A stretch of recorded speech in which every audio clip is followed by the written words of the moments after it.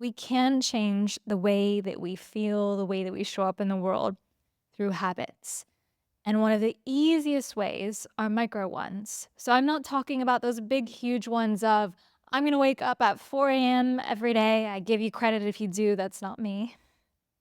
I'm going to go to the gym 7 days a week. By the way, you shouldn't. You always want the rest day. Nothing like that.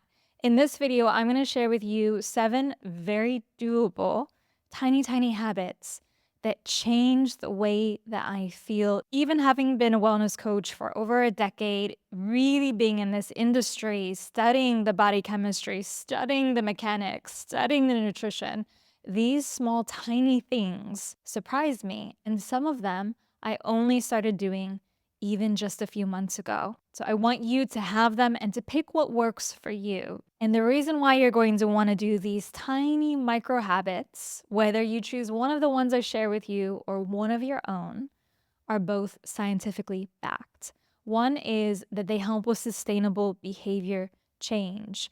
Every time you do them, it reduces your need for willpower or motivation, both of which are not big enough, strong enough to get you to maintain a habit. You know this if you tried to do something you don't usually do, like go to the gym every day, and your motivation wears down by February, March. It's not the same with small, tiny habits because you're not going such a drastic change. The other reason is we know that with habits, it releases dopamine. You feel good. You get the sense of reward for every time you do it. And the difference between the dopamine you get from a tiny micro habit and a bigger habit is what? It's that you're more likely to be able to get the smaller one again. Right? Like, you know that if it's a question of, let me walk 10 steps a day or well, let me walk 10,000, you're more likely to get that reward from the 10 steps, but it doesn't make it feel any less. And I want you to think about it like this. Imagine there's this huge jungle, this huge forest, and you're trying to make your way through to the other side. Let's not worry about why you're doing it, but let's just say you're trying. What people like to do, what sells better, the clickbait titles, all of that stuff, is to say, let me just kind of machete my way through it. Let me get through as much and as fast as I can. I'm going to see all this progress I made. But then what happens? You're lost in the middle of it. You're tired. You're exhausted. You go back. You go back home. It's the same thing when we're trying to do these huge, massive habits and make a difference in our lives. But what if instead you did a tiny little pathway each day? Tiny little bit, few steps, nothing tiring, everything natural. You keep going on that same path, it becomes well trodden, and eventually it takes you to the other side. Number 1, this one really kind of blew my mind because I was someone who I was a trainer. I did bar, I did Pilates, I was going to yoga 3, 4 times a week to classes. And I thought that I was pretty flexible. I thought that I had great mobility. And I started a couple years ago to take 10 minutes in the morning and stretch every day, every single day. And I picked 3 or 4 areas that were the most tightest for me, the ones that I struggled with the most in the yoga class or in bar, which were my hamstrings, my shoulders, my lower back. And I would do each stretch for about a minute. And within a few weeks, I had incredible gains in my flexibility. And it really is remarkable because now my flexibility is much higher doing these 10 minutes of stretching every day. I'm not teaching bar, Pilates, any of that anymore. And I'm also not going to yoga classes. So my mobility, my flexibility is higher from this tiny micro habit of 10 minutes in the morning. It really makes a difference. And it's just the thing of consistency. I know that I can control every morning to go and have my 10 minutes. I couldn't always control if I would get to the yoga class. I'm not saying to stop your yoga if you love it and do it. This is a supplemental thing, but it really does help. So, number 1, your 10 minutes in the morning, stretching. Stick with this habit for at least 4 weeks. Any of these habits you hear you want to try, give me 4 weeks, okay? Let me know what happens in those 4 weeks. Now, the second micro habit that flows from this one is something that I integrated together. When I do this stretching, I also listen to 10 minutes of a podcast. And the reason why I started this was first, I was one of those people who thought, how can I ever stick with 10 minutes of stretching? I will be so bored. So, what I do is I have these 10 minutes of this podcast that I listen to while I'm stretching. And it means that because I do it every day, I often go through two, sometimes three podcasts every single week. So, that's more than if I set aside the time to just listen to one. Download the episode you're going to listen to your phone the night before. This way, you don't have to look at your phone or do anything or search for the episode. It is there. You hit play, you stretch. Habit number 3, I listen to low frequency music 10 minutes each night. Now, I also have tied in some nighttime stretching to this. So in the morning, I'll do more moving stretches, downward dogs, that kind of thing. In the evening, I'm holding stretches. So spinal twist, taking my knees to the side, opening my hips, stretching out long on the floor, things that are relaxing. You don't have to do the stretching too in the beginning, but listening to this music is a signal to your body that we're preparing for sleep.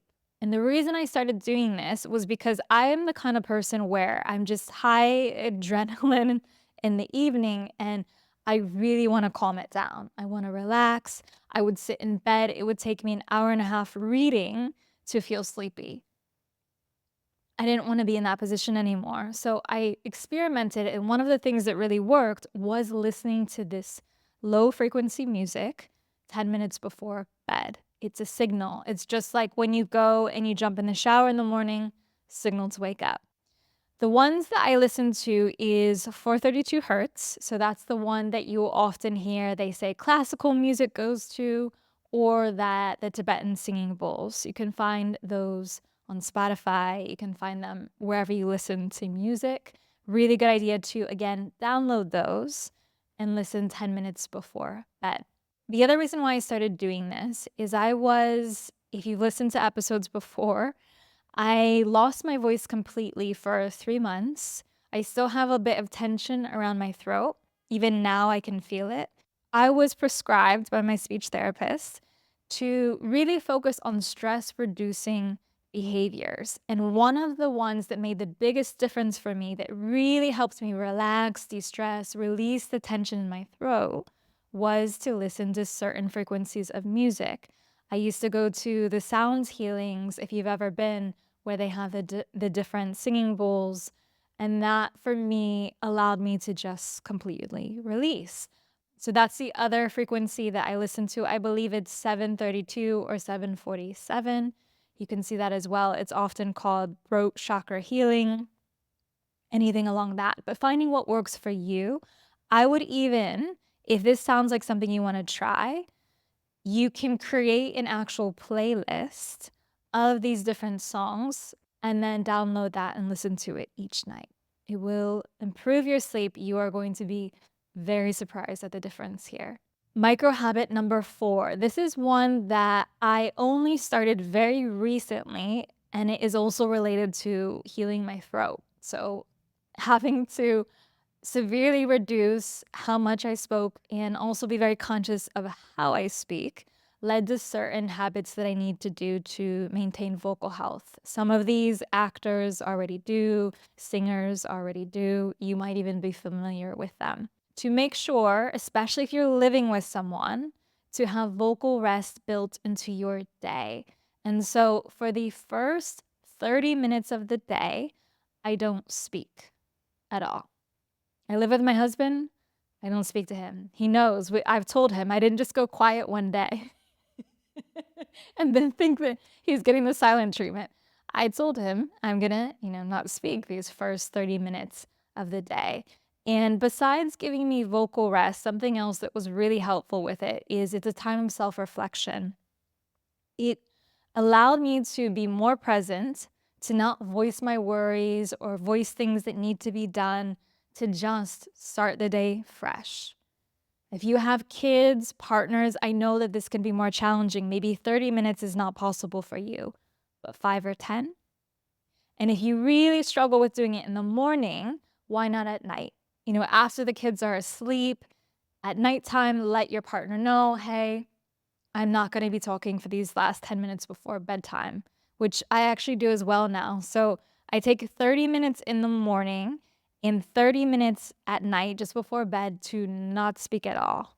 No words, nothing. It's great for my vocal rest, but it also allows me to reflect, to unwind, to stay present, and to not voice every worry and every thought that I might have that I will then obsess about during the day or into my dreams. It's a very transformative practice, and you only need to do 5 or 10 minutes if you want to start. Also, if you're someone who's thinking, what the heck am I going to do then with those 30 minutes or those 10 minutes?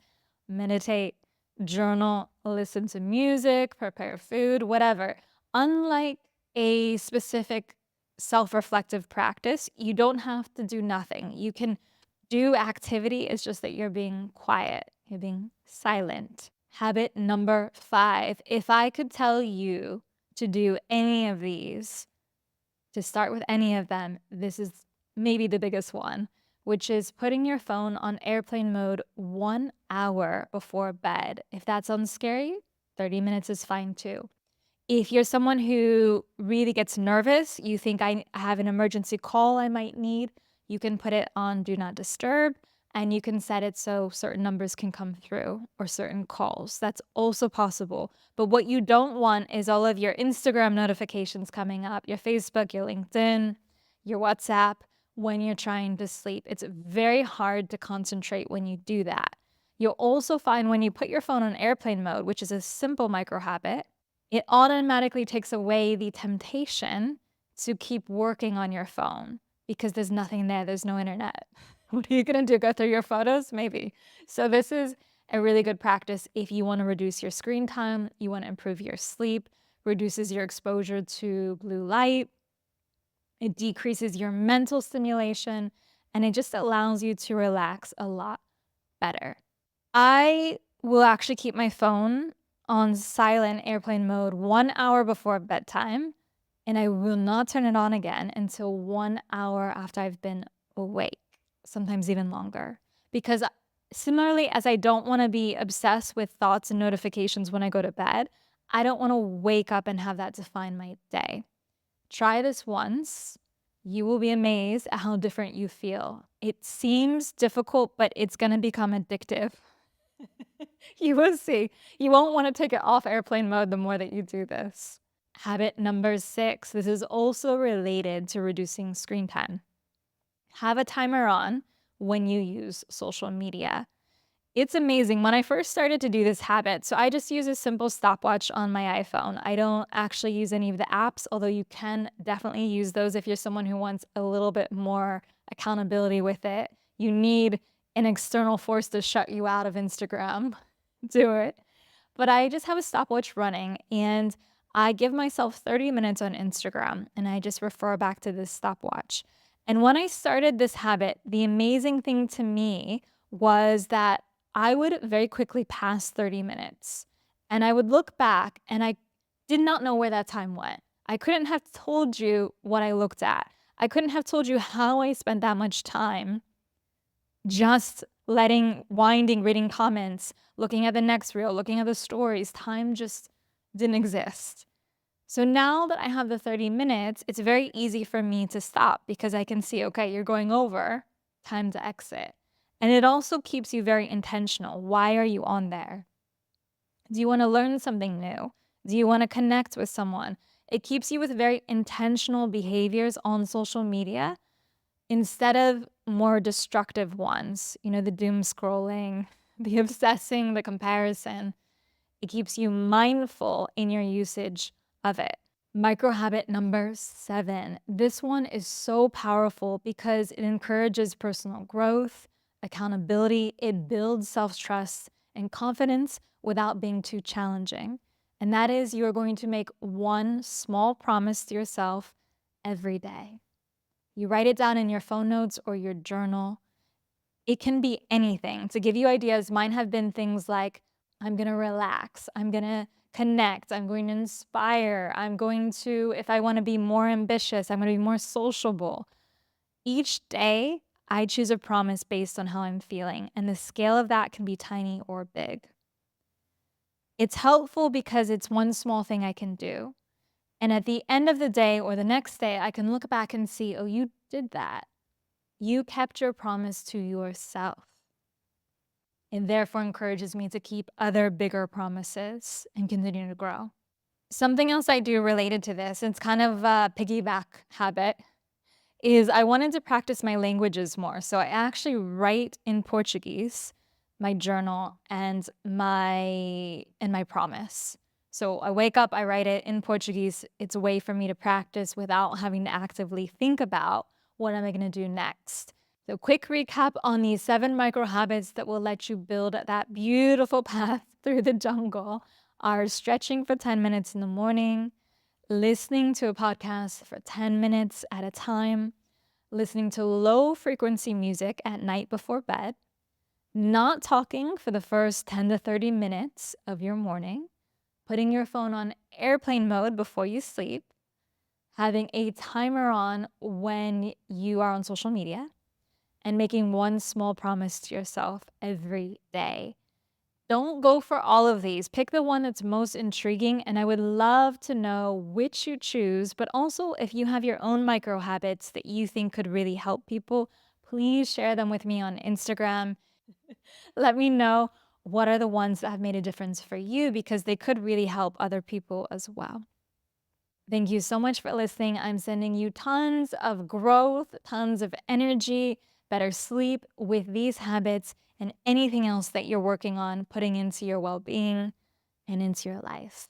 I want to take a moment to really thank all of you for being here, for the reviews, for the feedback, for sharing how this podcast has made a difference in your life. It's been 4 years now, and it amazes me some of the comments from episodes that are years ago that are still changing things for you. And I want you to know that I appreciate you sharing that. I appreciate you showing up. Thank you.